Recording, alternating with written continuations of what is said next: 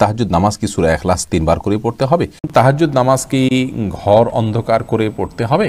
মাথায় কাপড় দিয়ে রান্না না করলে নাকি শয়তান পেশাব করে, খাবারে বরকত হয় না, একথা কতটুকু সত্য? আমার এশার নামাজ একটু দেরিতে মানে 9টা বা 10টার দিকে পড়তে ভালো লাগে, তাতে কি আমার গুনাহ হবে? সংসারে সবসময় সুখ অসুখ বিপদ আপদ লেগেই থাকে, এ থেকে মুক্তির উপায় কি? আমি গর্ভবতী, আমি খুব খারাপ স্বপ্ন দেখি, এতে কি আমার গর্ভের সন্তানের ক্ষতি হবে? আমার বিয়ের বয়স 5 বছর, আমার কোনো বাচ্চা নেই, কি আমল করলে বাচ্চা হবে? ঘুমানোর সময় বালিশের পাশে ফোন রেখে ঘুমালে অনেক অসুখ হয়, কিন্তু আমি তো অ্যালার্মের জন্য মোবাইল সাথে রাখি ফজর নামাজ পড়ার জন্য, এখন আমার করণীয় কি? 4 রাকাত ফরজ সালাতে ভুলবশত 2 রাকাতে সালাম ফিরিয়ে ফেললে করণীয় কি? মেসেঞ্জারে লিখিত কবুল বললে কি বিয়ে হবে? ওযু করার পর চুল দেখা গেলে কি ওযু ভেঙে যাবে? ব্যবসায় বদনজর লাগলে করণীয় কি? চলুন তাহলে আর বিলম্ব না করে আমরা আপনাদের যে সমস্ত প্রশ্ন ইতিমধ্যে পেয়ে গেছে সেগুলোর উত্তর দেওয়ার পালায় প্রবেশ করি। তামান্না আক্তার তানজিন আপনি লিখেছেন, আমার এশার নামাজ একটু দেরিতে মানে 9টা বা 10টার দিকে পড়তে ভালো লাগে, তাতে কি আমার গুনাহ হবে? তবে বাকি 3 ওয়াক্ত নামাজ কখনো দেরি করি না।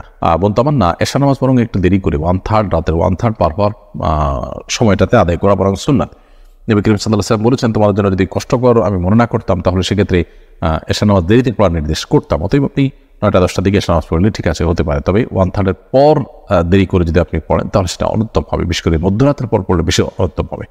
আপনি রাত 9টার দিকে এশার নামাজ পড়লে সেটা বরং সঠিক আছে, তবে মাগরিবের পরে ঘুমানোটা অনুচিত, আপনি ঘুমিয়ে যদি দেরি করেন সেটা ঠিক হবে না। এমনি টিপু সুলতান আপনি লিখেছেন, সংসার সবসময় সুখ অসুখ বিপদ আপদ লেগেই থাকে, এ থেকে মুক্তির উপায় কি? সংসারে বিপদ আপদ লেগে থাকলে সেখান থেকে মুক্তি লাভের জন্য কখনো কখনো ঘর পরিবর্তন করলে, বাসা পরিবর্তন করলে আল্লাহ সুবহানাহু ওয়া তাআলা হেফাজত করেন। আর এমনিতে সবাই আল্লাহর কাছে তওবা করবেন, ইস্তেগফার করবেন, কোনো গুনাহের সাথে সম্পর্ক থাকলে সেখান থেকে বেরিয়ে আসার চেষ্টা করবেন। সালমান অপটিক্স এই আইডি থেকে আপনি লিখেছেন, ব্যবসায় বদনজর লাগলে করণীয় কি? ব্যবসায় বদনজর যদি লাগে তাহলে সেক্ষেত্রে যেই ব্যক্তির বদনজর লেগেছে মনে হয় বা যাদের বদনজর লেগেছে মনে হয় তাদের কাছ থেকে পানি পড়া নিয়ে বা তাদের ওযু করা, হাত মুখ ধোয়া পানি নিয়ে ওই ব্যবসার প্রতিষ্ঠানে ছিটিয়ে দেওয়া বা ওখানে যদি সম্ভব হয় ফ্লোর ইত্যাদি ধুয়ে ফেলা, এরকম যদি করার সুযোগ থাকে তাহলে সেটা করবেন। এবং এর বাইরে এমনিতে বদনজর যেন না লাগে সেজন্য মাশাআল্লাহ তাবারাকাল্লাহ যাতে জিনিস লিখে রাখা যেতে পারে, কেউ যেন এগুলো দেখার পর মাশাআল্লাহ তাবারাকাল্লাহ পড়ে। আর কেউ যদি আশ্চর্য হয় ব্যবসার উন্নতি দেখে, অগ্রগতি দেখে, ভালো কিছু দেখে, তাহলে তাকে দিয়ে মাশাআল্লাহ তাবারাকাল্লাহ বলানো যেতে পারে। এগুলো বললে সাধারণত আর বদনজর লাগে না। মাহিয়া আপনি লিখেছেন, ওযু করার পর চুল দেখা গেলে কি ওযু ভেঙে যাবে? ওযু করার পর যদি চুল দেখা যায় তাতে ওযু ভঙ্গ হবে না, কারণ আসলে ওযু ভঙ্গের সাথে চুল দেখা যাওয়া না যাওয়ার কোনো সম্পর্ক নেই। ওযু ভঙ্গের সাথে মূলত অপবিত্র হওয়ার সম্পর্ক রয়েছে। অর্থাৎ যদি কেউ ওযু করার পর তার পবিত্রতা নষ্ট হয়, সেটা পেশাব পায়খানা করার মাধ্যমে হতে পারে, কিংবা বায়ুত্যাগ করার মাধ্যমে হতে পারে, ঘুমের মাধ্যমে বায়ুত্যাগের সম্ভাবনা তৈরি হয় তার মাধ্যমে হতে পারে, রক্ত ইত্যাদি বের হওয়ার মাধ্যমে হতে পারে। কিন্তু চুল দেখা গেলে এখানে আসলে শরীরের কোনো অপবিত্র বস্তু সেখানে বের হওয়ার মতো ঘটনা ঘটে না, যার কারণে এটি ওযু ভঙ্গের কোনো কারণ নয়। মা বোনদের ওযু করার পর চুল দেখা গেল, মাথার কাপড় খুললো, এমনকি পোশাক আশাক পরিবর্তন করলেন, তাতেও কিন্তু ওযু ভঙ্গ হবে না। আনয়েড এআইডি থেকে আপনি লিখেছেন, আমি গর্ভবতী, আমি খুব খারাপ স্বপ্ন দেখি, এতে কি আমার গর্ভের সন্তানের ক্ষতি হবে? স্বপ্ন কি দেখছেন সেটার উপর আসলে নির্ভর করবে যে আপনি কি স্বপ্ন দেখছেন, এর ব্যাখ্যা কি হতে পারে। তবে আপনি খারাপ স্বপ্ন দেখছেন দেখেই আপনার গর্ভের সন্তান ক্ষতিগ্রস্ত হবে বা ঠিক এরকম মনে করার কোনো কারণ নেই। অনেক সময় এই জাতীয় স্বপ্ন শয়তান দেখিয়ে থাকে মানুষকে শুধুমাত্র পেরেশান করবার জন্য, অর্থহীন স্বপ্ন হয়ে থাকে। তো আপনার স্বপ্নটা আসলে কি ধরনের এবং কোনো ইন্ডিকেট করছে কিনা, কি ইন্ডিকেট করছে, যেটা ইন্ডিকেট করছে সেটা হওয়ার সম্ভাবনা আছে, তারপরে এগুলোকে হলফ করে বলার কিছু নেই। আপনি আল্লাহর কাছে পানা চাইবেন যে আল্লাহ, এই স্বপ্নের কোনো অনিষ্ট বা ক্ষতির আশঙ্কা থাকলে আপনি সেখান থেকে আমাকে রক্ষা করেন, বাস সেটুকু ইনশাআল্লাহ আপনার জন্য যথেষ্ট। আহমদ জুবাইর আপনি লিখেছেন, আমি বড় কোনো সূরা পারি না, যদি মোবাইলের মাধ্যমে সূরা শুনি তাহলে কি পরিপূর্ণ সওয়াব পাওয়া যাবে? অবশ্যই আপনি কোরআন কারীমের তেলাওয়াত যদি শুনেন, সেটা মোবাইলে হোক আর অন্য কিছুতে হোক, অবশ্যই সওয়াব লাভ করবেন। তবে নিজে তেলাওয়াত করলে যেমন সওয়াব হয়, শুনলেও সওয়াব হয়, সেই সূরাটা যদি লাইভ শোনা হয় সেটা অধিকতর উত্তম হয়, অধিকতর ইফেক্টিভ হয়, এটা বলাই বাহুল্য। তবে রেকর্ডেড তেলাওয়াত যদি আপনি মোবাইলে তাইতে শুনেন তাতেও ইনশাআল্লাহ সওয়াব পাবেন। আছিয়া খাতুন লিখেছেন, 4 রাকাত ফরজ সালাতে ভুলবশত 2 রাকাতে সালাম ফিরিয়ে ফেললে করণীয় কি? 4 রাকাত ফরজ সালাতের দ্বিতীয় রাকাতে যদি আপনি সালাম ফিরিয়ে ফেলেন, যদি মনে পড়ে যে আমি ফরজ সালাতে আছি, জোহরে আছি, আসরে আছি, কিংবা এশায় আছি, 4 রাকাত বিশিষ্ট, অথচ আমি দ্বিতীয় রাকাতকে চতুর্থ রাকাত মনে করে সালাম ফিরিয়ে ফেলেছি বা শেষ রাকাত মনে করে সালাম ফিরিয়ে ফেলেছি, তাহলে সাথে সাথে উঠে যেতে হবে। সালাম ফিরিয়ে ফেলেছেন, তৎক্ষণাৎ মনে পড়েছে, আপনি উঠে যাবেন, উঠে আদ্রের কাছে সালাত আদায় করে তারপরে আপনি সেজদায় তারপরে শেষে সেজদা সাহু দিবেন। আর যদি সালাম ফিরিয়ে ফেলার পর আপনি কথাবার্তা বলা শুরু করেছেন বা উঠাউঠি হাঁটাহাঁটি করে ফেলেছেন, তারপরে মনে পড়ে, তাহলে আপনাকে ওই সালাতটি নতুন করে আদায় করতে হবে। আপনি শহীদ রান লিখেছেন, মেসেঞ্জারে লিখিত কবুল বললে কি বিয়ে হবে? না, মেসেঞ্জারে কেউ প্রস্তাব পাঠালো আর একজন কবুল বললে বিয়ে হবে না, বরং ফিজিক্যালি উপস্থিত থেকে প্রস্তাব এবং সম্মতি থাকতে হবে, তারপর বিয়ে সম্পাদন হবে। তাহমিদা তানুর আপনি লিখেছেন, আমার বিয়ের বয়স 5 বছর, আমার কোনো বাচ্চা নেই, কি আমল করলে বাচ্চা হবে? বিয়ের বয়স তো 5 বছর হয়েছে, কিন্তু বাচ্চা কাচ্চা নেই। আপনি আল্লাহ তাআলার কাছে সাধারণভাবে ইব্রাহিম আলাইহিস সালাম ও যাকারিয়া আলাইহিস সালামের যে দোয়া সেটি পাঠ করবেন, রব্বি হাবলি মিনাস সালিহিন, রব্বি হাবলি মিন লাদুনকা যুররিয়াতান তাইয়্যিবা ইন্নাকা সামিউদ দুআ। এই জাতীয় দোয়া যেগুলো আল্লাহ তাআলার কাছে, যেগুলো মাধ্যমে নিবেদন করে ইব্রাহিম আলাইহিস সালাম এবং আল্লাহ নবী যাকারিয়া আলাইহিস সালাম এবং ইব্রাহিম আলাইহিস সালাম তারা উভয় আল্লাহর কাছে সন্তান লাভ করেছেন, ঠিক একইভাবে আপনি আল্লাহ সুবহানাহু ওয়া তাআলার কাছে এই সমস্ত দোয়ার মাধ্যমে সন্তান লাভ করার জন্য চেষ্টা করতে পারেন। এর বাইরে একটা জিনিস আমাদের মাথায় রাখতে হবে যে আল্লাহ রাব্বুল আলামিন কাউকে যখন সন্তান দেন না, তখন এটা তার জন্য আল্লাহর তরফ থেকে একটা পরীক্ষা। তিনি এই পরীক্ষা উত্তীর্ণ হওয়ার জন্য আপ্রাণ চেষ্টা করবেন এবং সচেষ্ট থাকবেন যে তিনি আল্লাহ সুবহানাহু ওয়া তাআলার ফয়সালাকে মেনে নেবেন। সন্তান এমনভাবে হলো যে সন্তান আসলে আমার কাঙ্ক্ষিত না বা কাম্য না, তাহলে সেটা আমাদের কারোর কাছেই সেটা ভালো লাগার কথা নয়। তো সেই জায়গা থেকে আমাদের একজন মুসলিম হিসাবে সবসময় আমাদের সচেষ্ট থাকতে হবে যে আল্লাহ সুবহানাহু ওয়া তাআলার ফয়সালা আমরা সন্তুষ্ট হব। মমিনুর সাগর আপনি লিখেছেন, ঘুমানোর সময় বালিশের পাশে ফোন রেখে ঘুমালে অনেক অসুখ হয়, কিন্তু আমি তো অ্যালার্মের জন্য মোবাইল সাথে রাখি ফজর নামাজ পড়ার জন্য, এখন আমার করণীয় কি? প্রথমত অ্যালার্ম ঘড়ি কিনতে পারেন আপনি। দ্বিতীয়ত হলো যে মোবাইল একেবারে সাথে রাখা জরুরি, বরং অ্যালার্মের দ্বারা যে আপনার ঘুম যেন ভাঙে তার জন্য মোবাইল একটু দূরে রাখাটা বেশি উপযোগী। কাছে থাকলে অনেক সময় বন্ধ করে আবার ঘুমিয়ে পড়ে মানুষ, যার কারণে একেবারে কাছে না রেখে দূরে রাখাটাই হলো না দিক থেকে উত্তম। গুনাহগার বান্দি আইডি থেকে আপনি লিখেছেন, বাবার মামাতো ভাইকে কি বিয়ে করা যাবে? বাবার মামাতো ভাই আপনার জন্য মাহরাম নন। বাবার মামাতো ভাই এর সাথে আপনি মেয়ে হিসাবে পর্দা করতে হবে। যে আপনার মাহরাম নন তার সাথে বিবাহ বন্ধন আবদ্ধ হতে কোনো অসুবিধা নেই, সেই হিসাবে বাবার মামাতো ভাইয়ের সাথে বিবাহ বসতে কোনো অসুবিধা নেই। নুসরাত জাহান মাহিলা আপনি লিখেছেন, আমার হাজব্যান্ড আমাকে অভদ্র ভাষায় গালিগালাজ করে আর সবার সামনে আমাকে ছোট করে, এক্ষেত্রে আমার করণীয় কি? আমাকে পরামর্শ দেবেন এবং আমার হাজব্যান্ডকে নসিহা করবেন প্লিজ।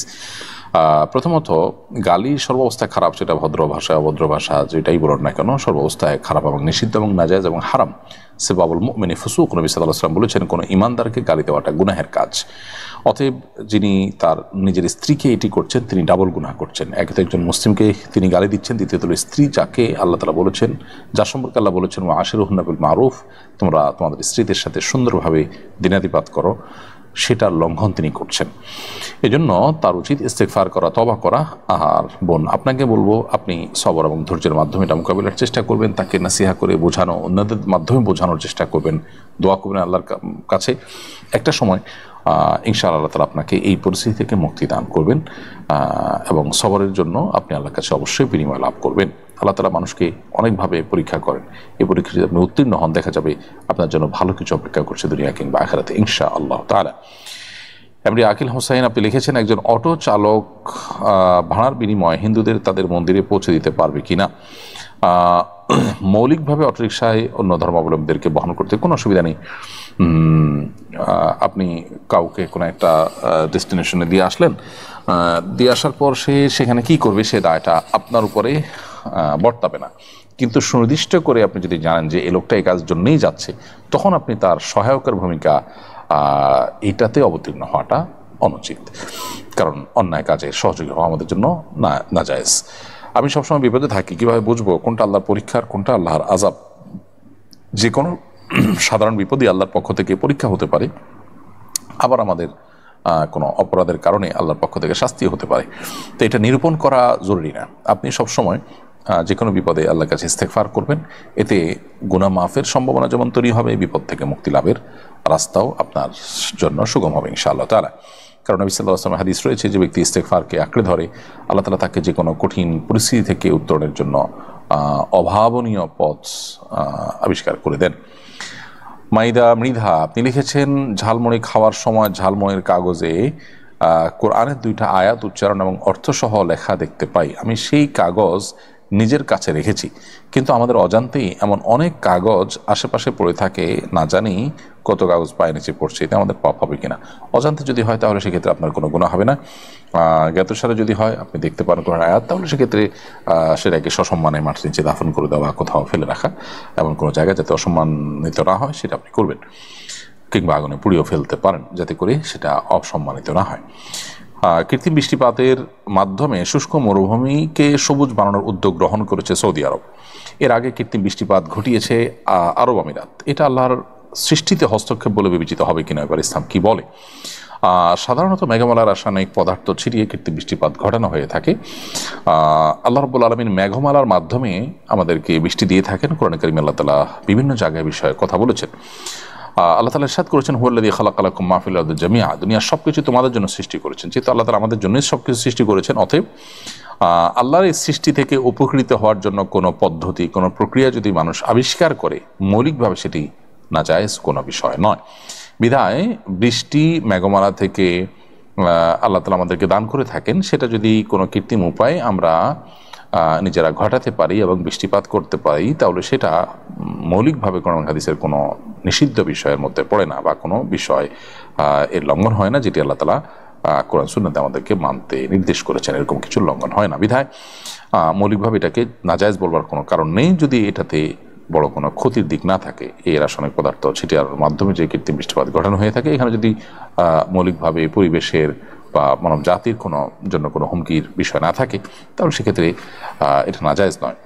আল্লাহর সৃষ্টি জগৎ থেকে উপকৃত হওয়াতে যদি আল্লাহ আমাদের জন্য হালাল করেছেন, বিধায় এটা আল্লাহর সৃষ্টিতে হস্তক্ষেপ নেই, বরং আল্লাহর সৃষ্টি থেকে উপকৃত হওয়ারই একটা ভিন্ন প্রক্রিয়া, যেটা মৌলিকভাবে কোনো নিষিদ্ধ বিষয় নয়। সুমন লিখেছেন, কেউ যদি স্বপ্নে দেখে যে অমুক তারিখে ওয়াজ মাহফিল করতে হবে, সেটা কি তার বাস্তবায়ন করতে হবে? আমাদের গ্রামের অপরিচিত একজন আমলদার বৃদ্ধ লোক বলেছেন, আল্লাহ দেখিয়েছেন তো ওই তারিখ তোমাকে ওয়াজ মাহফিলের আয়োজন করতে হবে, না হয় তোমার ক্ষতি হবে। এটা একেবারেই কুসংস্কারচ্ছন্ন বিষয় এবং কুসংস্কারপূর্ণ বিষয়। কারোর স্বপ্ন, এ ধরনের স্বপ্ন কখনো দলিল হতে পারে না, এবং কেউ যদি স্বপ্নে দেখে যে অমুক তারিখ ওয়াজ করতে হবে, অমুক জায়গায় যেতে হবে, অমুকে এটা দিতে হবে, এর মাধ্যমে কোনো আবশ্যকীয়তা প্রমাণ হয় না। বিধায় এটা নেহায়েতই তার ধারণা। সেটা আপু জানতে চেয়েছেন, তাহাজ্জুদ নামাজ কি সূরা ইখলাস 3 বার করে পড়তে হবে?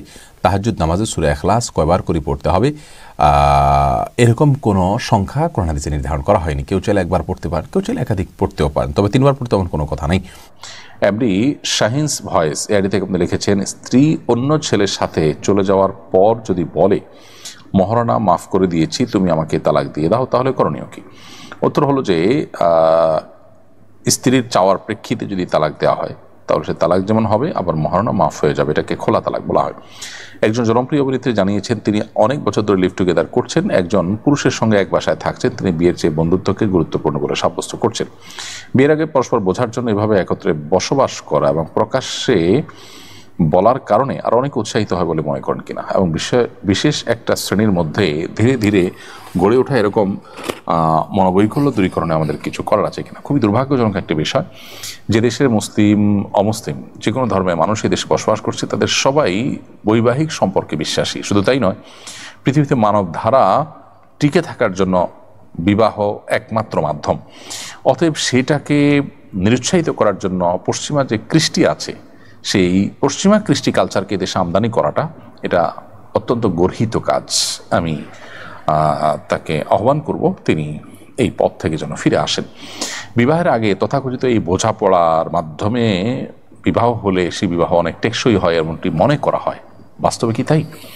আমাদের অভিজ্ঞতা কি বলে? আমাদের অভিজ্ঞতা বলে এর উল্টোটা। আমরা দেখি যে বিবাহের মাধ্যমে যে সম্পর্কগুলো হয় সেগুলো তুলনামূলকভাবে বেশি টেকসই হয়।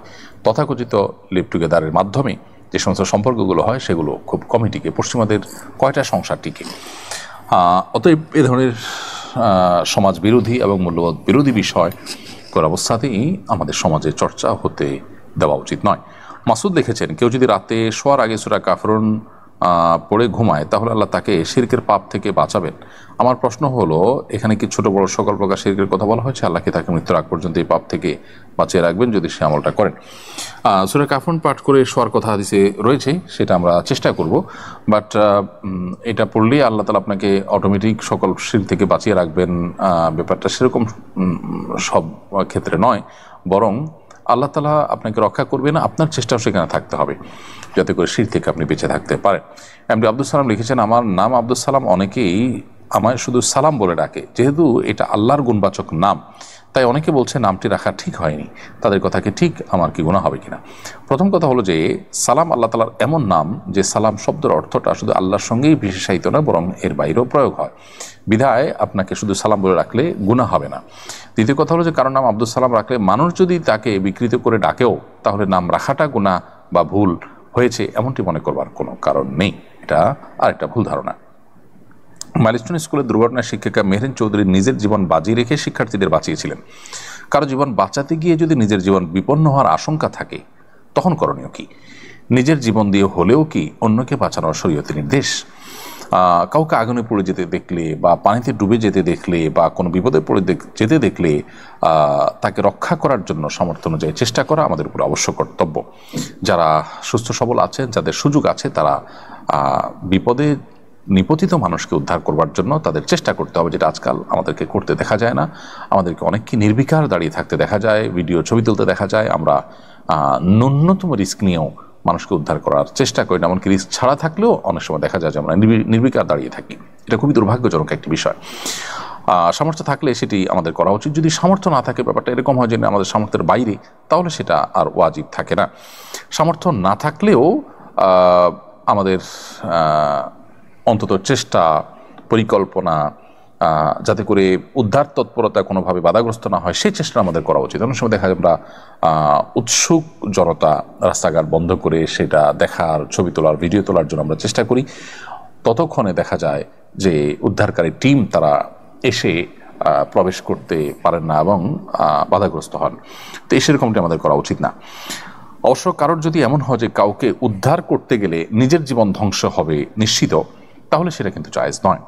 আপনি কাউকে উদ্ধার করতে গেলে আপনি যদি মনে করেন যে আপনি নিজেই আপনার মৃত্যু নিশ্চিত, তাহলে সেক্ষেত্রে আপনি নিজেকে মৃত্যুর দিকে ঠেলে দিয়ে আরেকজনকে উদ্ধার করতে যাবেন, উদ্ধার তো করতে পারবেই না, বরং আপনি মৃত্যুবরণ করবেন, সেটা কিন্তু জায়েজ হবে না, যেহেতু এটা আত্মহত্যার মধ্যে পড়ে।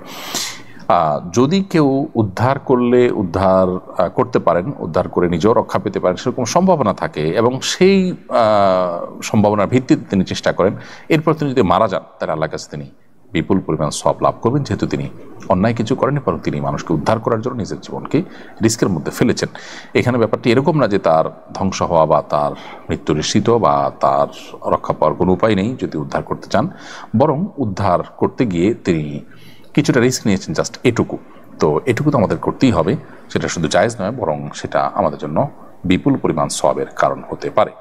কাছে রাখলে সময় টিপে করে অনেক সময় নষ্ট হয়। ইলহাম আলম আব্দুল লিখেছেন, মাথায় কাপড় দিয়ে রান্না না করলে নাকি শয়তান পেশাব করে, খাবারে বরকত হয় না। কথা কতটুকু সত্য? সম্পূর্ণ ভিত্তিহীন এবং মন গড়া কথা, কুসংস্কারের জন্য কথা। আমাদের দেশে মা বোনদের উপর বিশেষ করে যত রকমের ফতোয়া আছে, ভুল ফতোয়া আছে, এগুলোর প্রয়োগ সবচেয়ে বেশি হয়ে থাকে।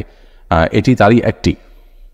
রান্না করার সাথে মাথায় কাপড় দেওয়া আসলে কোনো সম্পর্ক নেই। আপনি হালাল খাবার রান্না করছেন আপনার ঘরোয়া পরিবেশে, সেখানে আপনার মাহরামরাই আছেন, শুধুমাত্র গায়ে মাহরাম কেউ নাই, তাহলে সেক্ষেত্রে মাথায় কাপড় দিয়ে রান্না করতে হবে, এটা মোটেই জরুরি কোনো কাজ নয়। এমনকি ঘরোয়া কাজ, গৃহস্থলী কাজ করার সময় মাথায় কাপড় দিয়েই থাকতে হবে মহিলাদের, এমন কোনো বাধ্যবাধকতা নেই। এগুলো একেবারেই আমাদের মন গড়া কথা।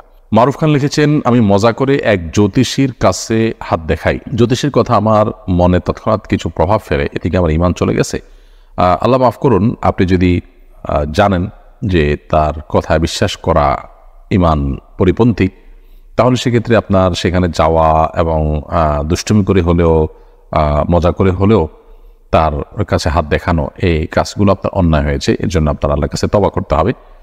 এবং আপনি যদি তার কথায় বিশ্বাস করেন এবং তার কথার উপর আস্থা রাখেন, তাহলে সেক্ষেত্রে ইমান চলে যাওয়ার মতো কাজ হয়েছে। আল্লাহ মাফ করুক। আপনার তওবা করলে ইনশাআল্লাহ আল্লাহ তাআলা মাফ করবেন আপনাকে। আর যদি শুধুমাত্র জাস্ট তাৎক্ষণিক প্রভাবিত হয়েছেন, আপনি তার কথা বলে কোনো বিশ্বাস করেননি, তাহলে হয়তো ইমান যায়নি, কিন্তু ইমান যাওয়ার উপক্রম হয়েছে এবং ইমানের জন্য ক্ষতিকর একটি পর্যায়ে আপনি চলে গেছেন। বিধায় এই জায়গা থেকে আপনাকে ফিরে আসতে হবে। তওবা নসুহার মাধ্যমে জীবনে কখনো দুষ্টুমি এ ধরনের বিষয় নিয়ে করতে হয় না। মানুষের ইমান নিয়ে দুষ্টুমি বা ইমানের সাথে টানাটানি পড়তে পারে, এরকম বিষয় নিয়ে মানুষ আসলে দুষ্টুমি করতে পারে না, যদি সে ইমানের মর্ম বুঝে থাকে। আল্লাহর কাছে পরিপূর্ণভাবে ইস্তেগফার করা উচিত খাঁটি অন্তরে, এবং আল্লাহ তাআলার কাছে এর জন্য প্রতিদান প্রাপ্ত হবেন তিনি। এবং পানিতে আগুনে কাউকে উদ্ধার করতে গিয়ে যদি পানিতে আগুনে ডুবে কিংবা পুড়ে মারা যায় কেউ, তাহলে সেক্ষেত্রে তিনি শাহাদাতের মর্যাদা লাভ করবেন ইনশাআল্লাহ। স্কুল কলেজের শিক্ষার্থীদের জন্য ক্লাসে মোবাইল ফোন ব্যবহার নিষিদ্ধের চিন্তা করা হচ্ছে, বিষয়টা কীভাবে দেখছেন? খুবই পজিটিভ এবং ইতিবাচক একটি সিদ্ধান্ত। এবং শুধু ক্লাসে কেন, আমাদের তরুণদের একটা বয়সে আসার আগ পর্যন্ত তাদের মোবাইল ফোনের ব্যবহার নিরুৎসাহিত করা উচিত, এমনকি সোশ্যাল মিডিয়ার ব্যবহার কন্ট্রোল করা খুবই গুরুত্বপূর্ণ। আমার বোন ঢাকায় পড়েন, বাবাকে নিষেধ করলেও উনি বারণ করেন না। নারী শিক্ষার্থী দূরে একা পড়ালেখা করতে পারবে কিনা? যদি মাহরাম দিয়ে আসেন এবং সেখানে পর্দার সাথে পড়ার পরিবেশ থাকে, তাহলে হলে থেকে বা আত্মীয়স্বজনের বাসায় থেকে যেখানে পর্দার সাথে পড়তে পারেন, আসা যাওয়া করতে পারেন, সেরকমটি করলে সেটা জায়েজ আছে। সেটা যদি না হয়, পর্দার বিধানে যদি ব্যাঘাত ঘটে, মাহরাম ছাড়া সফর করতে হয়, তাহলে সেটা কিন্তু জায়েজ নয়। আপনি আপনার বাবাকে নিষেধ করেছেন, তারপরেও তিনি করলে তিনি আল্লাহর কাছে দায়ী থাকবেন। আপনি বোনকে বোঝাবেন এবং দোয়া করবেন তাদের হেদায়েতের জন্য। জুবাইর লিখেছেন, নামাজ কাজা আদায় করতে কি একামত দিতে হবে? একামত যদি কয়েকজন মিলে আপনার জামাত কাজা হয়, তাহলে সেক্ষেত্রে সেটা আদায় করার জন্য একামত দিয়ে তারপরে কাজা আদায় করবেন, এটাই হলো সুন্নাহ। ফিরোজ আহমদ লিখেছেন, অজু করার পর যদি সন্দেহ হয় কাপড় নাপাক কিনা, তাহলে কাপড় পাল্টে আবার অজু করতে হবে, নাকি কাপড় পাল্টে সালাত আদায় করা যাবে? অজু করার পর যদি আপনার সন্দেহ হয় কাপড়ের মধ্যে নাপাক কি আছে, তাহলে আপনি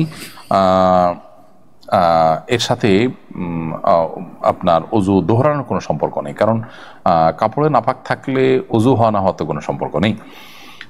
অজু করার পর কাপড়ে নাপাক আছে মনে হলে আপনি কাপড়টা পাল্টে তারপরে নামাজ পড়বেন, তাহলে যথেষ্ট হয়ে যাবে। আমার দুটি প্রশ্ন। প্রথম প্রশ্ন হলো, অনুমতি ছাড়া সরকারি জায়গায় যেমন রাস্তা, নদীর পাড় কিংবা শিক্ষা প্রতিষ্ঠানের আঙ্গিনায় গাছ লাগানো এবং সে গাছের ফল গ্রহণ করা জায়েজ হবে কিনা? দ্বিতীয় প্রশ্ন হলো, অনুমতি ছাড়া কোনো ব্যক্তি মালিকানাধীন জমির মালিক অজ্ঞাত অব্যবহৃত জমির ফসল উৎপাদন করা বৈধ হবে কিনা, যেখানে জমি আগাছা ইত্যাদি থেকে পরিচ্ছন্ন থাকার কারণে মালিকের খুশি হওয়ার সম্ভাবনা রয়েছে? প্রথম প্রশ্ন উত্তর হলো যে, সরকারি এবং খাস যে সমস্ত জায়গাগুলো আছে, যে জায়গাগুলোতে আপনার ফসল হয়, শেষ জায়গাগুলোতে আপনি গাছ লাগাতে চান, তাহলে সেক্ষেত্রে কর্তৃপক্ষের অনুমোদন থাকলে সেটি জায়েজ আছে, কোনো অসুবিধা নেই। যেমন খাস জায়গাগুলোর সম্ভবত একটা নিয়ম আছে যে পাশের জমিওয়ালা সেখানে এমন কিছু করতে পারে যেটা স্থায়ী কোনো কাজ নয়, তো আপনি গাছ টাছ লাগায় সেখানে ফসল করে খেতে পারেন, যদি এই আইনের আওতায় পড়েন, তাহলে সেটি কিন্তু জায়েজ হবে না। অনুমতি ছাড়া ব্যক্তি মালিকানাধীন জমিরও ক্ষেত্রেও একই কথা প্রযোজ্য, যে অনুমতি ছাড়া আপনি এটা করতে পারেন না। আর যদি তার সম্মতি থাকে তাহলে চলবে, যে আপনি যদি মনে করেন যে তিনি জানলে এটা বাধা দিবেন না, তাহলে সেক্ষেত্রে সেটা করতে পারেন। তাসনিমা লিখেছেন, নারীদের পরচুলা লাগানো হারাম, পুরুষের বেলায় কি আর কোনো বিধান আছে? সবার জন্য একই বিধানের ক্ষেত্রে প্রযোজ্য। আমরা শরিয়ার বিধান মানার ক্ষেত্রে এই জাতীয় নিষেধাজ্ঞাগুলোর ক্ষেত্রে নারী পুরুষ সবাই সমান, বিশেষ করে আল্লাহ সৃষ্টিতে পরিবর্তন, বিকৃতি এবং এ জাতীয় যে পদক্ষেপগুলো আছে সেগুলো নাজায়েজ এবং গুনাহ। সামিয়া ফেরদৌস জানতে চেয়েছেন, তাহাজ্জুদ নামাজ কি ঘর অন্ধকার করে পড়তে হবে? এর কোনো ভিত্তি আছে কি? তাহাজ্জুদের নামাজ এটা আমরা ঘর অন্ধকার করে লাইট বন্ধ করে পড়তে হবে, এর কোনো ভিত্তি নেই। বরং সেটা আপনার যেভাবে খুশি আদায় করতে পারেন। আপনার মনোযোগের জন্য আপনি যদি আলো আধার করে নিতে পারেন, ডিম আলো করে নিতে চান, তো সেটি করতে পারেন, কোনো অসুবিধা নেই। তবে অন্ধকারেই পড়তে হবে এমন কোনো বাধ্যবাধকতা বা নিয়ম নেই।